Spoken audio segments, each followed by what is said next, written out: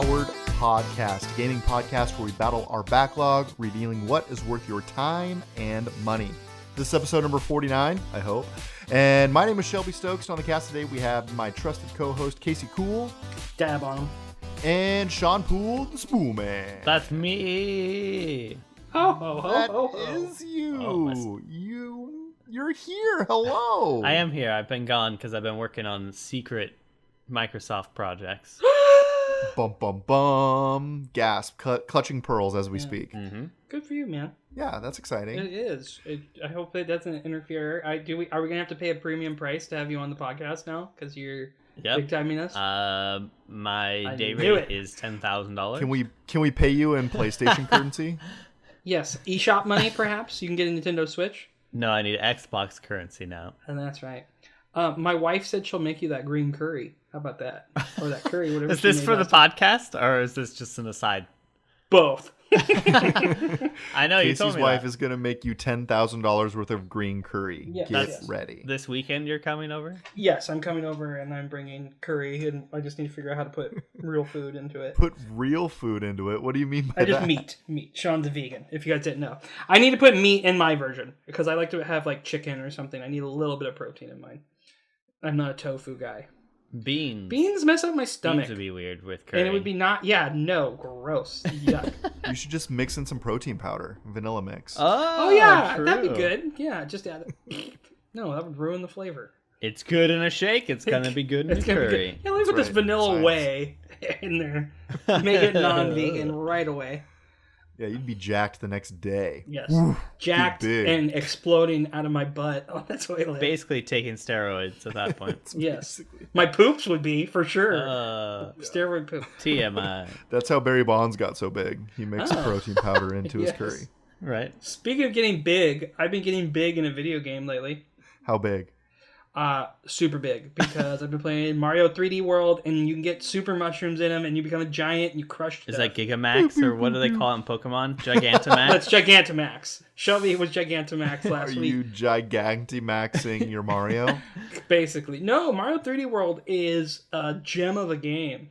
I love it. And I don't know if either of you played it on the Wii U. No? Right? No. Crickets? The last Mario game I've played was Super Mario Brothers 3. Recently or ever? Like ever, that I've played, that I've owned. Because I haven't played any on the Switch or the Wii. Didn't you play Mario 64? No, I never owned Mario 64 when I had the N64. Oh my god, what is wrong with you?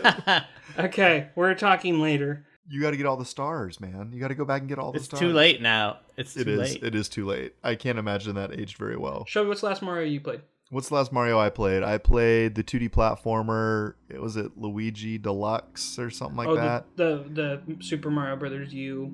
Yep. Yeah. But it was Those the are one for good. Switch. I didn't have a Wii U. So Mario 3D World is in that vein, in that there's like a beginning end level sequence. It's not open world. It's open world. How do I describe it? It's so unique. So there are many levels. Right, like a standard Mario, there's a overworld map. You walk to it and you do the level. But the world, it's 4 player at the same time. Huh. It's like an open world where you can look down, top down. Some side scrolling, some jumping. Each character has a different. Like Mario is good at everything, right? He's a good jumper. His stats are like B at everything. Much to Luigi's chagrin. Mario's good at everything. Luigi's got the better hops though. Luigi jumps and then he like flutters in the air, but then when he runs, he doesn't stop very well. Like in Smash Brothers. Yes. Whoa. Well, Peach, like in Smash Brothers, can float, and then Toad is the fastest. Toad's got some wheels on him. Because he's aerodynamic, right? With He that just mushroom low to the head. ground, I think. Where's Yeah, Yoshi? that mushroom head is aerodynamic, like a tree. What about Yoshi? Yeah, where does Yoshi land? They don't have Yoshi. There's some unlockable characters once you beat it, like Rosalina. Boo. And I think I saw someone playing Waluigi, which was like, what? I don't know if that was a mod. That's cool. I like You can't play Yoshi? Skip it. Skip this game, No, folks. no. So 1 out of 5. this game was a Wii U original. They re-released it. They've added a feature to it. But I am very happy they put this on the Switch because there's so many Switch users now. And this is a fantastic, fantastic game. My son loves it. My wife likes it. We can all play together. There's online co-op play, which is a big thing on Twitch, I've noticed, where like 4 people play. And what you do is you try to race each other at the end for like the highest score. Whoever gets the highest score gets a crown on the next level. right? Oh, So cool. you each level, you're kind of competing with your friends. You can bubble like you can in those Super Mario Brothers Wii U if you're about to die and your friend can like save you. Oh. Each level's on a timer. The other feature they added though is this little open world called Bowser's Fury, and you can switch over to it. And what it is you have to get cat shines, much like Mario Sunshine. You have to get shines, but they're cat shines because the big thing is the big power in Mario 3D World is Cat Mario. Cat Mario, you get a cat suit and you can climb up stuff. You can scratch. You get it. It's a very useful. I believe it's Katamari. Katamari, different game, different game. Dude, that would be the best power up. And you just start rolling over things in the world. Yes. That's the giant Mario. He just rolls over everything. So that is really fun. I'm really enjoying that. My son and I are about halfway through it. The Bowser's Fury is a nice little feature because every few minutes, Bowser, this giant kaiju version of Bowser that's covered in this black ooze, appears and you have to fight him. And if you get enough bells, what happens is you get this super mega Mario cat form where he looks like a giant Koma Inu lion cat. That and you makes battle. sense. Yeah, you You know. know, just like real life, if you collect enough bells, you can take down a giant ooze Sorry, monster. not bell. Use cat shines. You get enough cat shines and you can get the super bell to summon Mario Cat Omega form. He looks like... Okay, so do you ring the bells and then that like attracts him like a cat? Yeah, well, that's the thing. The cats have like a bell necklace. Like, that's their icon. You know, like... Is this what Tom Nook has been doing with the bells all along? Yes! He's Right. feeding them to Mario. Oh my god. So the red line is connected. I know what he's doing. So Catamario. How many bells for Catamario? Depending on which shrine, it's like 20, 40. My understanding is to beat Bowser's Fury, you need to get 50 of the cat shines. So we'll see your cat shines. The cat shine form too, the Mario, the Super Mega one, looks like Goku when he goes Super Saiyan. It's just a cat with spiky yellow Goku hair. It's Goku Mario. Opening themselves up to a lawsuit. Lawsuit. Maybe it's just a code that Goku's coming to Smash eventually. A man can dream. Goku's not already in No, Smash? I wish. Isn't everybody in Smash? I'm pretty sure I'm in Smash. Yeah, you are on mine. sure, your, yeah. your me is. I know. The Mies. So I played that, but that's just been the family game. And then I've been playing Magic the Gathering. Nice. Blue You're deck for life. Still on, huh? You're still on the Magic train. Yes, hopefully meeting with Sean this weekend, we can get my audio and get everything assorted, and I will start streaming on Sundays. Now you're talking. There you go. And it'll be that and Pokemon cards, and then some old school. I want to play Game Boy Advance JRPGs on here for a little bit. You can do. Oh, You just gonna be a pack unboxing They stream are. I would or love to. whatever. Those are pack opening streams. Those are huge on Twitch. But those are like people that buy like, boxes and boxes and then they just like pull. Like I was watching Was it Critical last night and he pulled. Oh. I don't know what he was opening. I don't think it was Magic. It might have been Yu-Gi-Oh. jeez. But he pulled a that's $10,000 Yu-Gi-Ohs cost card that that's worth much? $10,000 Yu-Gi-Oh cards? or whatever. out in there. Yu-Gi-Ohs? Yu-Gi-Ohs? How many Talk- Yu-Gi-Ohs? How many Yu-Gi-Ohs does he have? I don't know if it was Yu-Gi-Oh. God. Hey, Grandma. Thanks for the Yu. Is that your favorite Pikachu? Is that a Pikachu? That's Right. it. Or the best is like when you're playing WoW or something and your grandma's like, "Did you beat it yet? Did you win?" My grandma would always call it Never win. Mario. Are you playing Mario again? That's an East Coast thing. Grandma, it's not Mario. But the Mario. Yeah, did you know they're giving away Pokemon cards at McDonald's now? Yeah, I got some. Is that right? Yeah, I went with my son. Yeah, we got. Of we course got he all knows. the 4 water starters and the You 2 got- Happy Meals we got. The day one edition. No, I can't do the big pack buying because I bought my. I wanted to show you here because I've been talking to you guys about it for months. If I can find it, finally came. Nice. For the audio listeners, Casey is holding up a Teenage Mutant Ninja Turtles comic book. It is not a comic book; it is a graphic novel. It's a graphic So funny story. There's a whole text chain with my wife because she told me, yeah, you can buy it at the end of the month, and I was like, okay, cool. End of the month comes, I buy it, and it was $50. A couple weeks ago, it was up to $147 because it was really scarce. At like Christmas Yeah. time, right? Well, and then if I had bought it 2 weeks earlier, I would have gotten it for 38, maybe 40, because they had a bunch in stock. So I waited, and it shot me. But my wife sends a text. You bought a book for $50. One book. One book should not be $50. And I told her it was $135. She goes, $50 for a comic book's a lot. And then my text back was, it's a graphic novel in all caps. Should have been she's like, like, and how "Oh my much God." do you spend on groceries every week? yeah. The That's feeder just family. food. So that's what I've been doing. What have you been playing, Shelby? Couple of different games. One of them is Apex. I've been playing Apex. I played Apex last night for a little while. That's on the Switch now. Is this Apex It Legends? is it. Yeah. Yes. So we. Apex Legends? Yep, Apex Legends. Right, okay. So I was yes. like, is there a different game called just Yeah, I Apex? was thinking about that too when you said that. I was like, No, we have been playing like Destiny on Mondays, but yesterday we switched it up and played Apex, and that game has changed a lot since launch. I don't know if you guys played it at launch or not, but there's like a whole new map, which I didn't know even existed until today. And some really good times in that game. The shooting feels good. There's a lot of Fortnite-iness to it right now, like different waypoints and different collectibles, which was But not building, right? not building. No building. That's the worst part of Fortnite. No building. But there is, in this new Apex map, there are just like random holes in the environment. So like you'll just be running along, jump over a wall, and then beep. What? Is that intended or is that a bug? I don't know if it's intended or not. Like you can't see it from some of the areas you're running from and to. So all of a sudden you're just like, in oblivion. It's pretty awesome. The last round we got into a firefight. We had been playing for about an hour, so we were finally starting to put stuff together. And then two of us went down. The third guy in our team was like running around and he's like, I'm going to come back and get you. And then he goes to jump over a wall and then just fell off the map. I was gonna say, do you think they add that in there for just some more randomness, or is it to like probably make it so people have to be more aware of their surroundings? Like, what's the purpose of that? got to keep your head on a swivel in a vicious cockfight. Nothing people like more than just dying randomly dying in a And like, survival I don't game. know. It's a new game to me, so maybe I'm just not good at it yet. But I really feel like all of the players that stuck around in Apex are really good. It's like Sure. going back to Call of Duty 2 years later. Like, good luck. It's teams Yeah. of 3. How big are squads? It is teams of Okay. 3. And Yep, it squads comes of out on 3. Switch next week on March 9th. Ooh. I'm gonna pass. I really I'm gonna enjoyed it. pass. Get in on the ground floor. I would get in there. I think get we in need there. to get back into Spellbreak. That's where I think we need to go back to.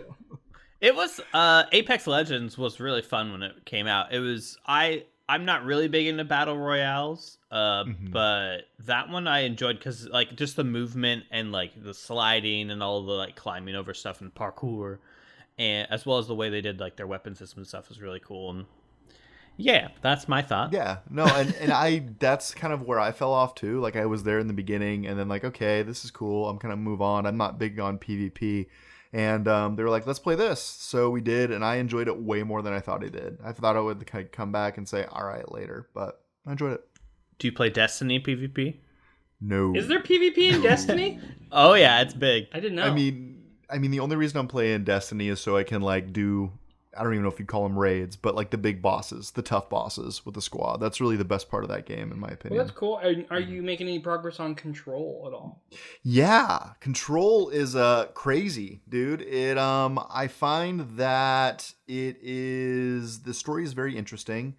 There's a lot of unknowns throughout the entirety of the story, and at the end it kind of all comes together in a very X-Files-esque way, where you're like, wait, what just happened? I feel like some of the abilities are gated behind side content, which is kind of frustrating. But don't you like side quests? You're a side quest guy.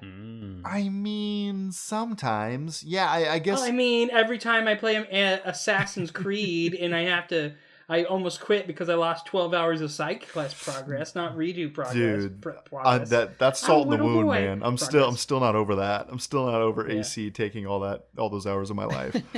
I think that some of the content I don't think you should gate abilities behind side content. I just don't. That's something that kind of frustrates me because I'm getting towards the end and I feel like I don't have all of the pieces yet. And it's like, okay, do I just randomly go and poke at side content until I figure this out, or what is it exactly? So It's always worth Yeah. a shot. yeah, You know? When in doubt, poke it That's out. good. when in doubt, that's what they say. That's what. Never gotten me in trouble. 2 kids later. Oh, hey-oh. I also purchased a computer. Yeah. Oh, man. It's official. I am kind of an owner of a PC at this point. We'll know in 6 weeks. We'll see. Cool. So that means in about 6 to 8 weeks, the show will be live. Yeah, well, I mean, if you've been watching our Twitch stream, you see that we're streaming kind of off and on, and my frustration is I'm setting up on a laptop, and the setup time is a little bit too much. Yeah. So God. if I can just get a rig that actually runs everything at the flip of a switch, I think there's going to be a lot more liklikelihood to keep a consistent schedule. And we can have these conversations with the chat room. That'd be a good time. I won't get distracted at all with my ADHD. No. So that's great to hear. Yeah. Sean's already like, yeah, it's going to be bad. Yeah, I've seen how many tabs you have open on your computer at any one time. It's how I think, dude. Don't judge my tab things. I'm not judging. I'm just saying that's reality. What happens when your like browser accidentally gets closed and everything is gone? I go, oh, okay. And then I start fresh. Time to fill You it up. got to know the sword, like, hey, all right, this is the game. I'm walking that tightrope. It could happen. What's the What's the limit? What's the most tabs? When they become so thin I can't read them or see an icon or don't know what it is, that would be the limit. I think probably like 12 or 13 tabs would probably be my limit. I have 1, 2, 3, 4, 5, 6. I have 12, so maybe that's not the limit. Maybe in the 20s. Maybe the 20s is the limit. Or go too much. So is it like, do you not close them because you might come back to them, or what? Because I use them and I'm like, okay, I'm going to come back and work on this later today. We don't need to talk about my internet problems. What's your workflow? Your When do you start? eccentricities. Like when you start your day, how do you start your workflow? Well, let me tell you first. I'm doing this stupid challenge that I put on myself, where I'm running 100 days straight. I'm on day 10. Tomorrow's day 11. My calves feel so tight. I have to foam roll every night. But I'm gonna get past that mental point. I just want to do something that really pushes myself, gets me back in shape. So we'll see how that goes. Are you trying to go like Kitty Goku? Is that what you're trying to do? But to start your morning routine, my morning routine right now is foam roll for about 10 minutes on my calves and legs, so my Achilles doesn't go like that. Are you gonna become Saitama from One Punch? I should. So that's a 10K every day. I was thinking about that. That'd be kind of a fun challenge too. 100 days of One Punch Man workout, 100 push-ups, 100 squats, 100 sit-ups, 10K every day. Yeah, your legs would be on fire. You gotta get jacked from it though, or at least I could one punch everybody. Yeah, true. You test it out. You go to the streets. All right, I'm Whoa. prepared. I'm a vigilante now. And then you go out and you punch someone, and they're just like, no. Dead. They explode. And then they one punch you. Yeah. Oh yeah, that'd be great.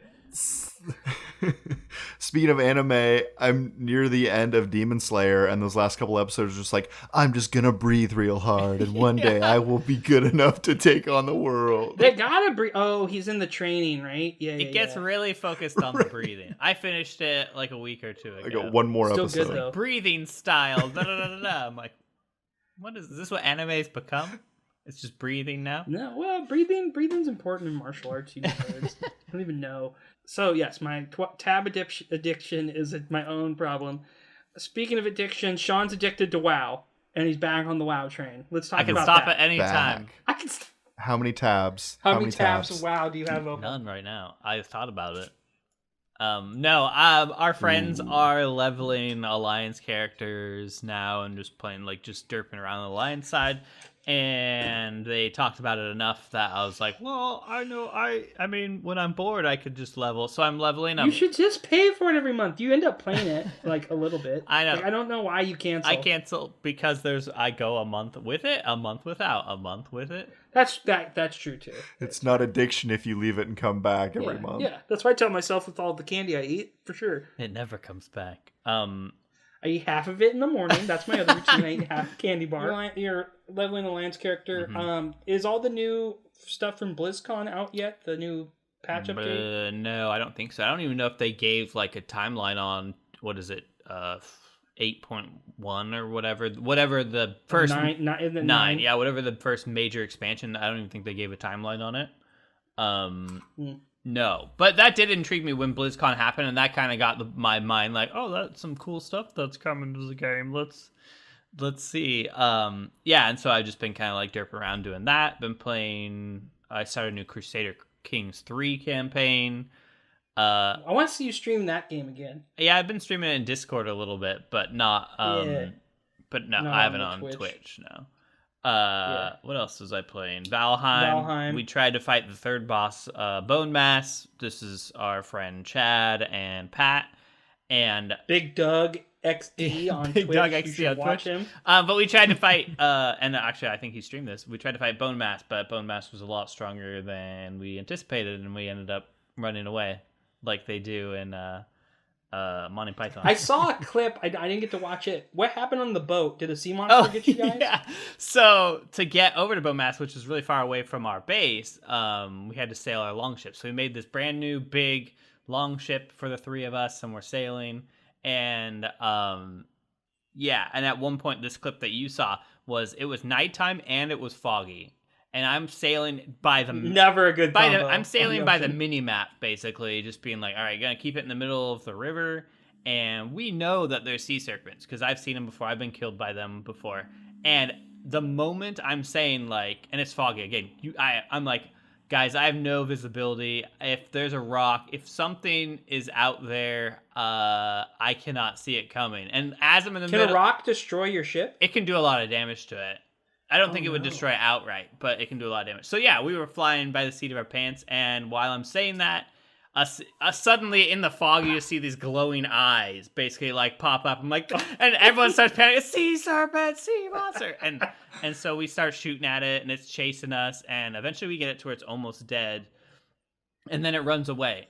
And then we found it and a new sea serpent like 2 or 3 times because I just kept sailing. I'm like, I'm just going because luckily it glows so you can kind of shoot at it. We didn't kill any of them. I don't think they just kept running away when they got low health. I bet you there's something worth killing them for then. Yeah. Game wants you to go back. Apparently you have to hunt them. Apparently you have to kill them in the shallows so that you can get their loot because if it drops in the deep water, you can't pick it up or something.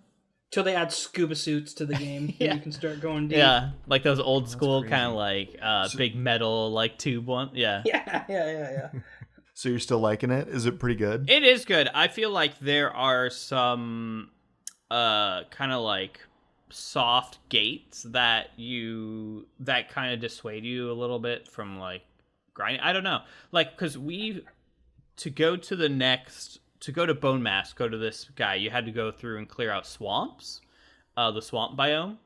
And in the swamp biome, you're supposed to find these things called crypts, and then the crypts have like iron resources that you can use to make iron weapons and armor and stuff to be able to fight this boss and whatever else. And we like probably searched through 6 or 7 what ended up being small swamps, and they didn't have any crypts in it. So you're just like going through and like almost dying all the time to these like harder mobs, trying to find this loot that you can't find. And so that was a little, that I didn't really like that so much. Like there should at least be one crypt in each. You would think they would put it in there. Do you think that's partly like the early access build of it, or definitely? Yeah. I think a lot of that stuff is kind of fine tuned. I think they're at this point where it's like they, get mechanics and things that work, and then they kind of move on to the next thing, and then they'll come back. Have the patches been coming down pretty consistently, or are they putting them off a little bit? Yeah, because we've been running a persistent server. Like this server, I think is on like day 250 or something like that.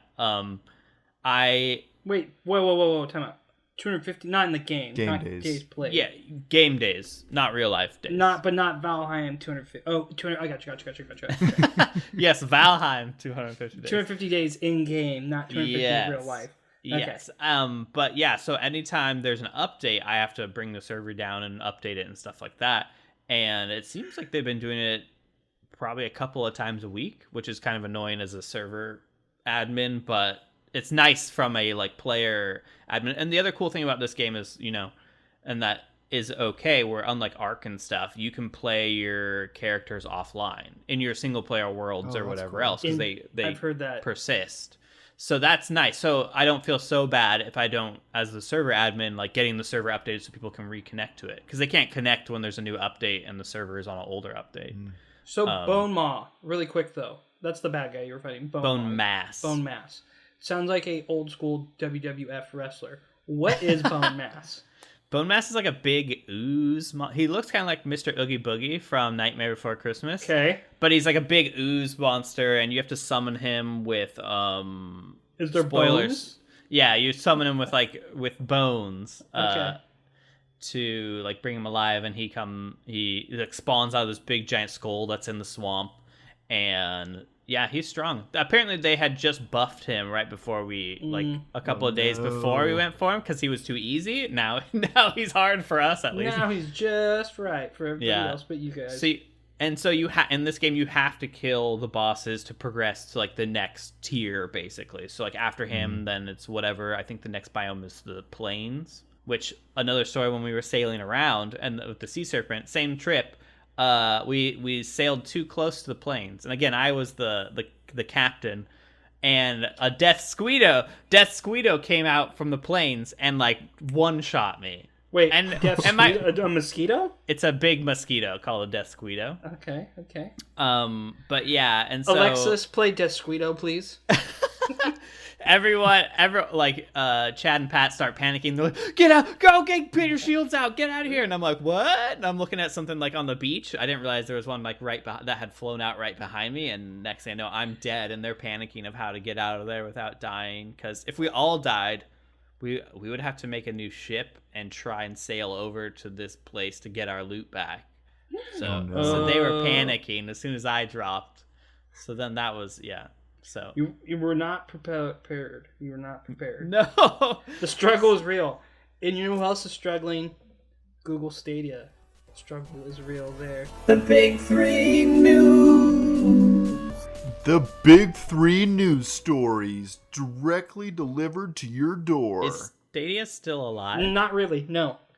So this is on Bloomberg. You read about Jason Schreier, formerly of Kotaku, great reporter, reported this. This thing. The thing they're coming out about the reports of Stadia and Google cloud gaming service, it's really mixed bag, and it seems to me it's a story of Google thinking they could do video games without really investing the time into video games. Like, we engineer technology, video games can't be that hard, and they slowly realize it's a totally different bag. So they missed initial sales target by hundreds of thousands, right? Mm-hmm. Then what happened from there is they tried to take on consoles rather than starting small, and to bring in games like Red Dead or any of those titles, they cost like tens of millions of dollars each for each AAA title.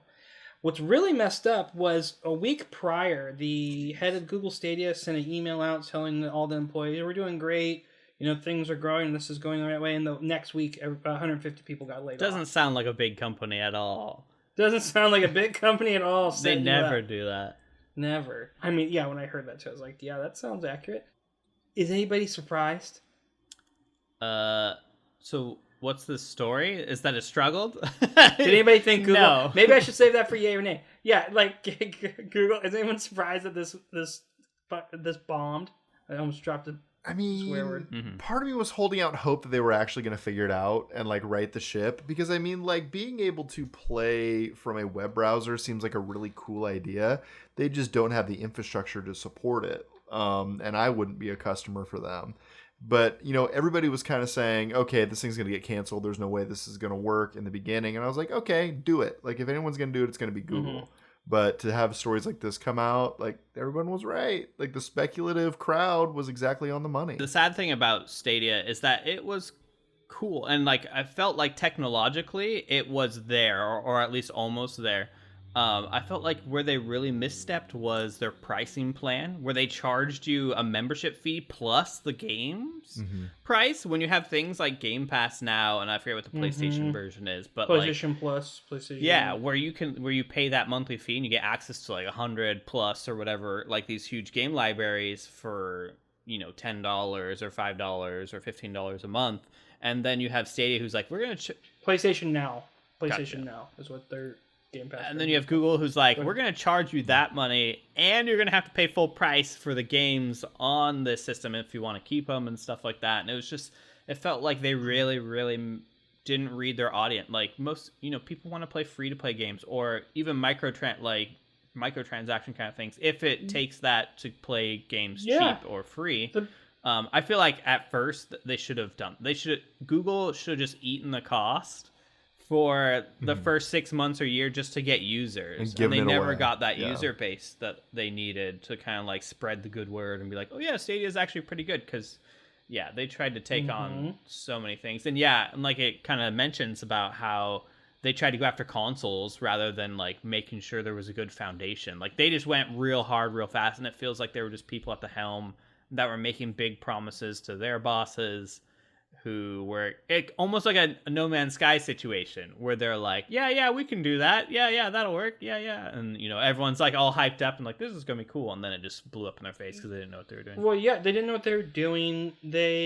So Google's hiring process is infamously long too. It can take a year to get hired at Google, is my understanding. They weren't hiring developers fast enough, like game developers. They didn't start small, like we were saying, but they didn't hire on anybody that knew how to make games. They're just like, oh yeah, it'll be easy. We'll make our own title. Were they trying to make first party like their own titles? That was unclear to me. Well, they had a whole studio. That's with like the 150 people they fired, right? That was the goal. And from the start, high level game devs Google had brought on board, hit barrier after barrier trying to flesh out teams. You couldn't hire a team because Google's process takes 6 to 9 months to hire a team. So like I could be someone experienced in the field. They hired experienced people and they didn't trust them to say, yeah, you need to let us hire him to Google. This is someone that we need to make games for Google. Because they would know. And I think just very bureaucratic sounding where it's like we have to do this process even though it's not the most conducive or efficient. Well, yeah, it's micromanaging to an extent. Like everyone has to justify their jobs. I feel that way about Hollywood a lot because now people realize the internet can be a thing. A lot of producers come in and give comedians notes like, hey, this isn't funny. No, like executive producers, not show producers that do work. You know what I'm talking about? I can be executive if I want to be. Well, don't tell a comedian what's funny if you get that job. How about that? Point being, I'm not surprised with the struggles we were, but millions of dollars. They were paying like tens of millions of dollars to bring Red Dead. That's for licensing. Licensing, that makes sense. I think my biggest frustration is Google is obviously a very big company, right? It's a household name. Everybody knows what Google's is. And if they're going to jump into the gaming space, as a technology company, you got to come ready to play. I mean, this thing launched in November of 19. We're still in Q1 of 2021. Like, they didn't even give it 2 full years to flesh out. And their plan was to come over and they're like, yeah, everyone's going to buy these full price games to play in their web browser. Why wouldn't they?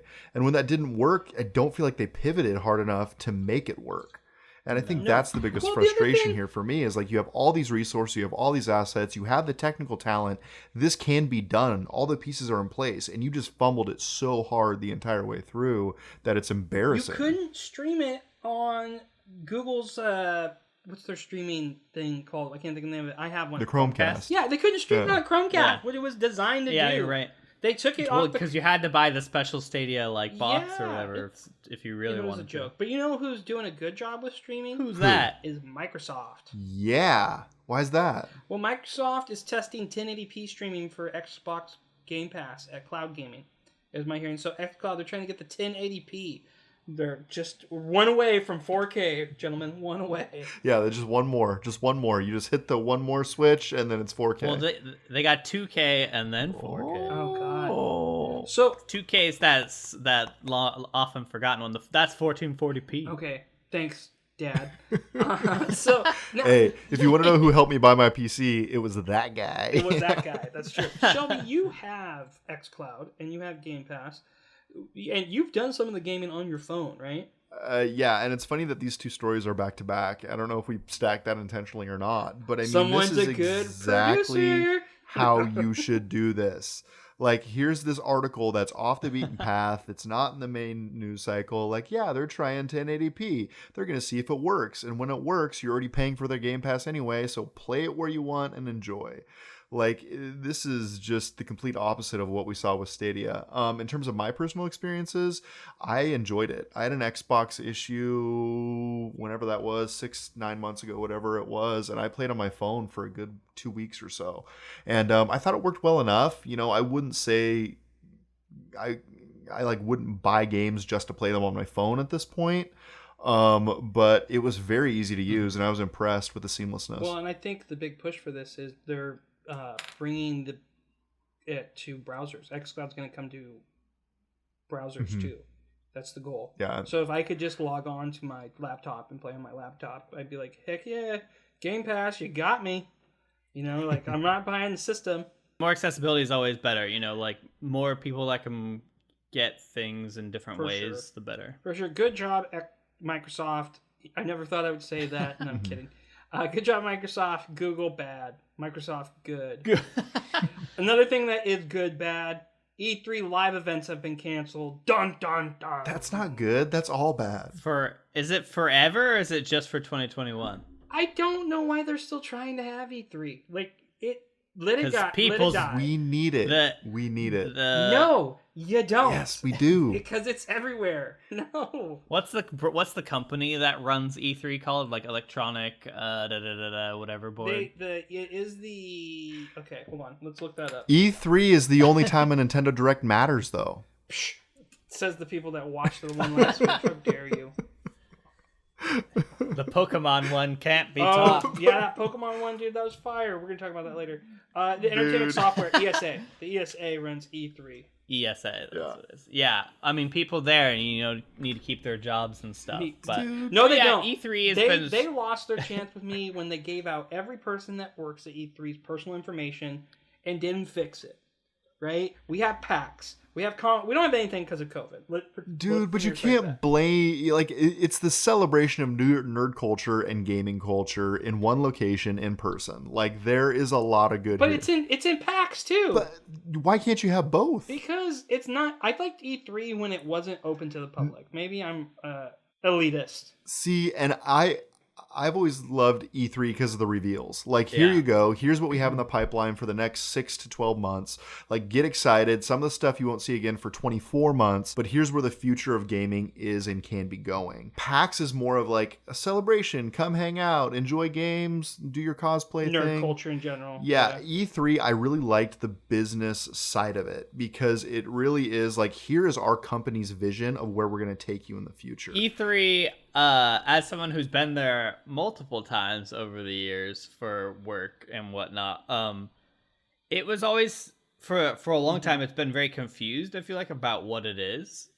Yes, the reveals were like the big major, and that was awesome. In the last few years, more and more companies have pulled out of doing that and opted to do their own thing or doing live streams on the side or whatnot.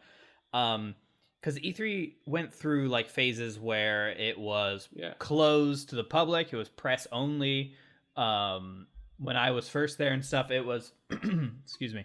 When I was first there, it was, open to the public as well, but the tickets and stuff were very limited.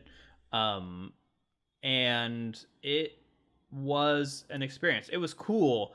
The thing was, like, it was, if you wanted to, while working there, I never demoed a single game. Because the lines were long, and so only like people that were press or whatever would really get to demo things, or people that wanted to wait in line. Like at Disneyland, you're like, okay, you can go on 5 okay rides, or you can wait in line to go on one, like your favorite ride. Basically, is what it felt like, because everyone that wants to try a new game, whether it's Cyberpunk or something like something super hyped up, that line you're never gonna get through it unless you get there like first thing in the morning. But for E3, most of the big stuff happened like behind closed doors. So like all these publishers and developers would have their booths, and behind their like kind of facade outside, they would have like rooms where they would bring back press and stuff. And like, they're like, all right, this is where they would do their interviews. This is where press would like, get their hands on things. And, you'd always get those articles where like the press would come out and be like, yeah, I got to play this game for like 20 minutes, but I don't have any footage and I can't really tell you about it, but it's awesome. And I remember being like, a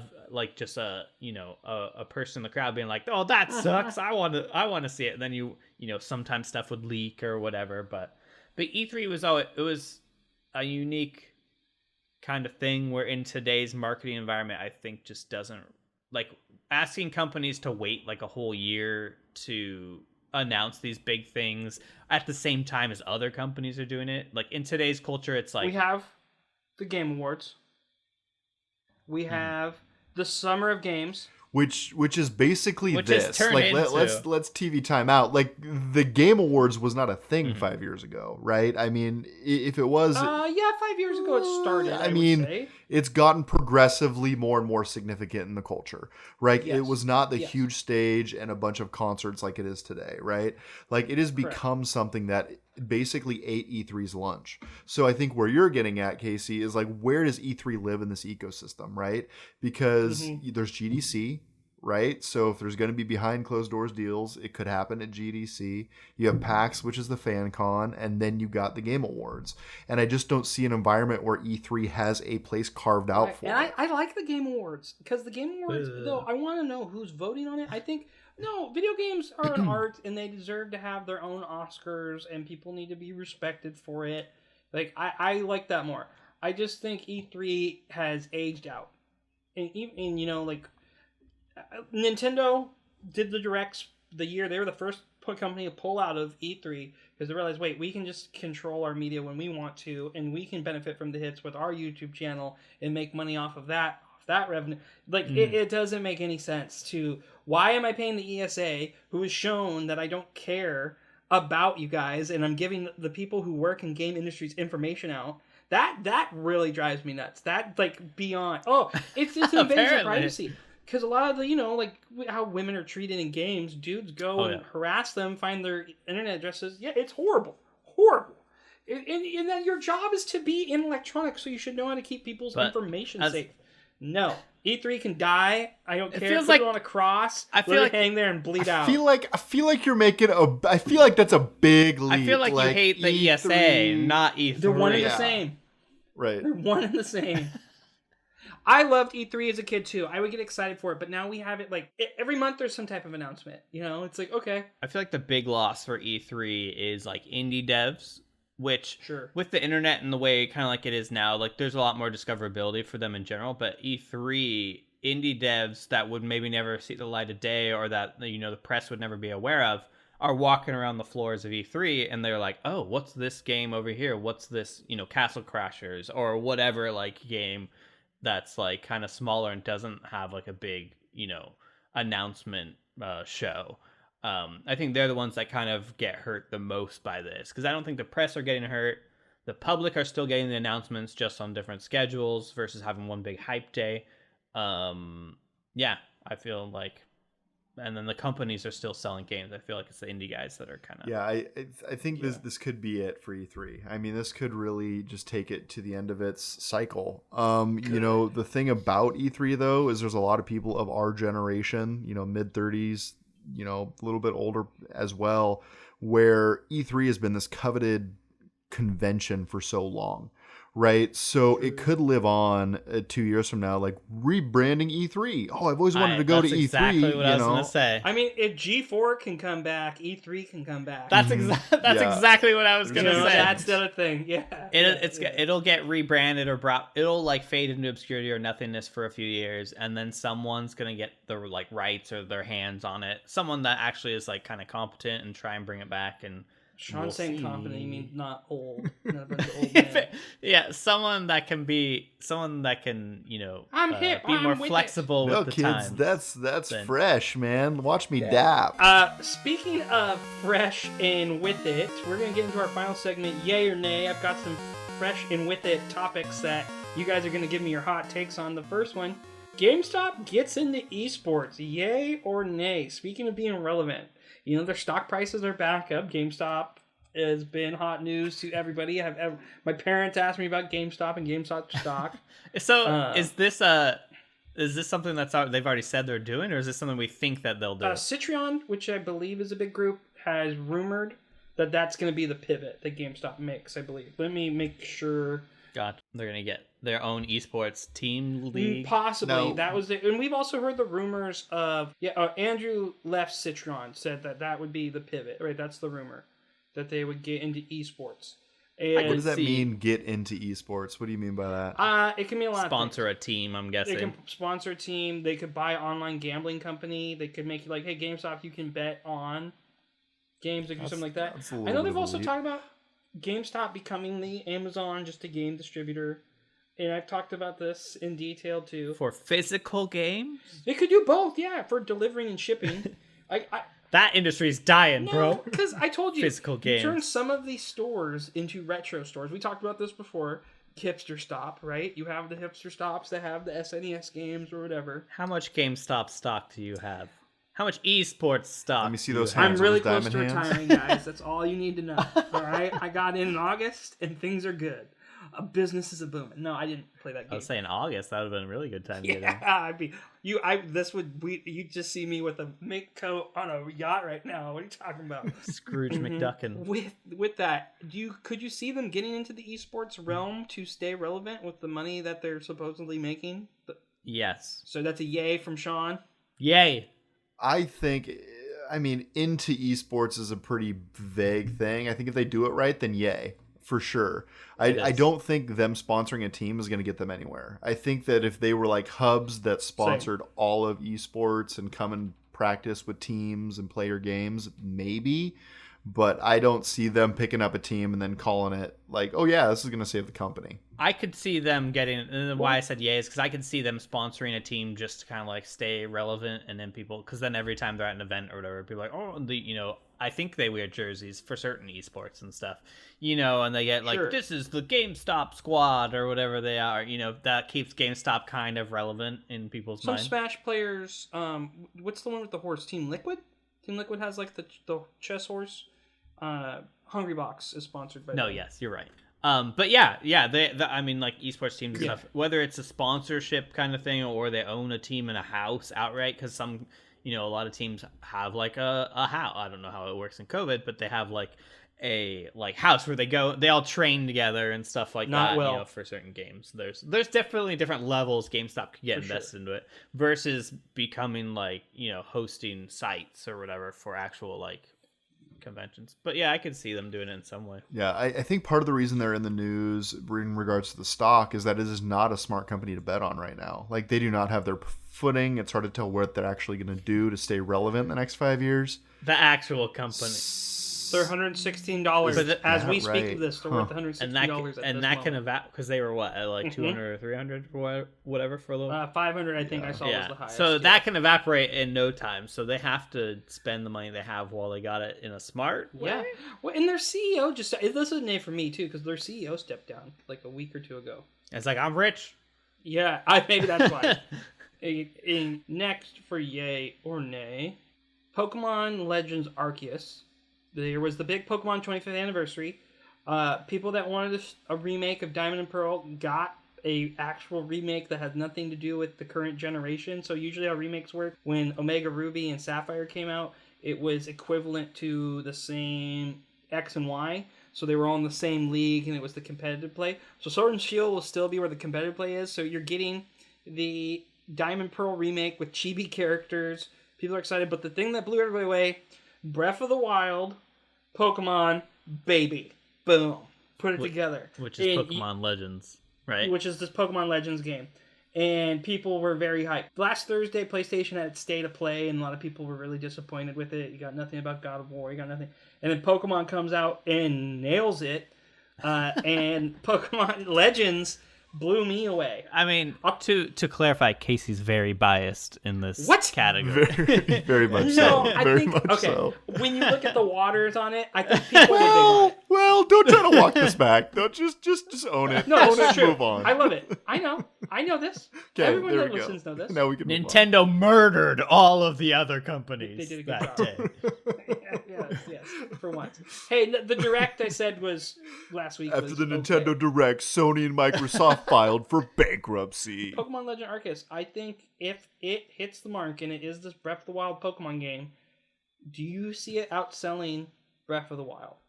1 or 2? Breath of the Wild 1. Ooh, Breath of the Wild 1 did really well because it was a launch title with the Switch, right? It was on Wii U. People bought it on Wii U too. Then I say nay. Because based on I'm saying nay. based on those facts, because I feel like launch titles, like people are kind of forced to buy them because they want to try the system. whether they don't have so many options. 21.45 million copies of Breath of the Wild have been sold. Pretty good game. Doing pretty well. That said, I think Pokemon Legends definitely has the ability to go kind of viral because I feel like a lot of people that don't have a Switch or that don't have they don't pay attention to Pokemon or play Pokemon Go, this is going to fly under their radar. But I think it'll be kind of like a Valheim or like one of those kind of situations where like people start playing it and it's just going to spread really quick. I think that can happen, but I don't see it outselling Breath of the Wild. I think people were clamoring for a good Zelda title. when the Switch came out, and there wasn't a lot of other things on the Switch at that time either. You know, they were coming off of, what was it, Zelda Four Swords? What was the Wii title that flopped? Skyward Sword, which is Skyward what we're getting Sword. the Skyward remaster Sword. of. That was the worst thing about that direct that last time. And it's like, this is the face. Yeah. Everyone asked for I mean, it. they're obviously Here it really is. pulling from Breath of the Wild, and I think that they saw the success of that Zelda game taking a leap, and then they're just like, oh yeah, let's just do the same thing with Pokemon. You know, I was super excited about that trailer in regards to Pokemon Legends until I saw the battling system was still turn-based, and I was like, come on, guys, if you're gonna go for it, go for it. So I'm excited to see Well, more. We don't know if it's it actually, we saw the turn. I saw Casey's face Yeah. die a little bit when you were saying Turn-based that. is like, you either like it or you don't. I think some people feel that way. Like, I like Well, a I mean, like, they turn-based completely fighter. departed what Zelda was or what it had done prior to Breath of the Wild, which made it so innovative and so a must-play title. Pokemon would have to make a departure to have that same impact on the I think world. if you can interact with your Pokemon a certain way in that world, that's going to be big too. Do we know is it gonna be multiplayer or co-op or anything like that, or is it only? We don't know anything. Yeah. We just know it takes place in like feudal that Japan. would sell. That in that case, I would have a possibility of selling more than Breath of the Wild, but Yeah, if like so in Sword and Shield you have the wild lands, the wild areas, which everyone loved about Sword and Shield, where you can walk around. And Shelby has to get online for us to do Woo! to this. Everyone loves that. Yeah, don't you change the subject, Mister Won't pay $20 to go online to play the full game. Woo! So the wild, so you could see you could say other trainers, you could interact with them, and you could do the Dynamax hunts together. So I think that when they saw people loving that aspect, the open world where you can see each other, they're going for that. I could see that. and I've been saying it for 15 years at least. They need to make a Pokemon MMO. This is like the first step towards it, I think. I really do. Like, it doesn't even need to be open world. It could literally be, one of those, like, the normal one. Like, there was that rip-off Pokemon multiplayer MMO game that Nintendo ended up shutting down,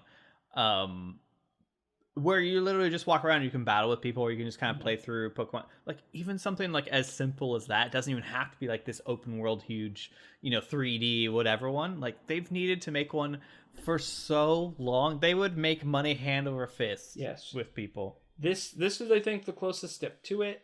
I think if any game is going to outsell Breath of the Wild in that genre, it will be Pokemon, because Pokemon is a billion-dollar franchise.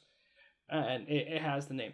I know, like, my friend, I have a buddy, my friend Matt, he's been playing that Phoenix Rising, or Phoenix, or it used to be called Gods and Monsters, but it's Phoenix Immortals. It's Ubisoft's Breath of the Wild game that they made, right? I was like, oh, it's Ubisoft Breath of the Wild game. And he's loving it, and he thinks it's great. So I think that genre, people love that, and I think with a Pokemon spin, it would be huge. My final one, Valheim, will be coming to consoles in the next year. I think it's going to be out in a year. In this year, before the end of the year. It's definitely coming. I mean, I yay to it coming. I don't know if a year. Yeah, probably. I mean, they're probably going to try to get it everywhere. I wonder when they're I don't know when their launch time I'm going to say by Christmas. I'd say by February 2022. February 2nd, 2022. By the year. They have a year. I see them on Xbox. I see them on PS5. And if God willing, if they're on Switch, that'd be amazing. Because it's not like a graphical feat of the game. So it's possible. They're still in early access right now. So I don't even know when they're. And I was saying, I'm like, I don't know when they're planning to be fully launched. What their timeline is for PC, even. So, and I know most of the consoles are very kind of like strict and kind of weird when it comes to early access stuff. So I don't know if the game would have to basically be finished by the time it goes on them. So the only reason I'm saying yay is because that year that PlayerUnknown's Battlegrounds broke out big, they launched a busted version on Xbox. They're like, this is pre-release, whatever, like, give us your money. And I gave them my money, and that game was broken. I mean, it was playable, but you could feel all the jank that was in the console versions, port, like, basically. the first time is what it felt like. It felt like they gave us a build of that game. So, like, when it came out on consoles, it was like backdated from the updates on the computer system. Oh, yeah, that sounds right. So I imagine something of a similar path could play out here. Yeah, kind of. I guess it kind of just depends on how strong their like underlying code and stuff is, because it's a fairly small team. I think it's only like a few people in Sweden or something that made it. So now that they've got this big infusion of money and cash, I don't know if I'm sure there's people bugging them nonstop, like bring it to Xbox, bring it to Xbox, or bring it to PlayStation, bring it to PlayStation. Yeah, bring it to Switch. So it depends on where they put that money. Do they do they reinvest in like the core game on PC and polish that to where it's like perfect and then move on to consoles, or do they hire some new people to work on a console port at the same time? They could go either way, But I would say yay. It's so hot right now. I mean, if they're gonna do it, they need to hot. strike while the iron's hot, right? Mm-hmm. I mean, they're in the zeitgeist right now, so if they can capitalize that on consoles, they should. It's so hot, so hot right now. Well, that's it for our show. Yep, we have Gynamaxed. It is time to move on. Gynamax? Did you just say Gynamax? Isn't that what it is? Gigantamax. Gynamax is something that sounds like a woman's product, a feminine product. Whoa! Someone's mind's in the gutter. Maybe for a heavy flow day. Oh man, too much Pokemon on your mind, I guess. Whenever I go swimming, I bring a Gynamax. That's how you get to the islands in Pokemon Legend. You ride your Gynamax over to the islands. All right, guys, we're done for the night. That is the end. If you want more of us, feel free to follow us on our social channels in the attached description. Our website is underpoweredmedia.com. Our very first review is up. I am now officially in the lead in the backlog challenge. We've added to our system too after much debate. Sean, Shelby, my trusted friends and guides in this adventure that we've done together, we all agreed that we like it or buy it, skip it, try it. We wanted to give something to equate a score, and we are using a 5-heart system to go with our underpowered motif. Luigi's Mansion getting 2 hearts. Luigi's Mansion is the first one on the board. Luigi's Mansion 3. Oh, Luigi, no! Well, it should have been better. How about that? That's sad. Oh, there you go. You heard it here first. Well, if you want to chat with us, check out our Discord. You also leave us a review. 5 stars, please. That is a wrap for this week. We are out. Play your games.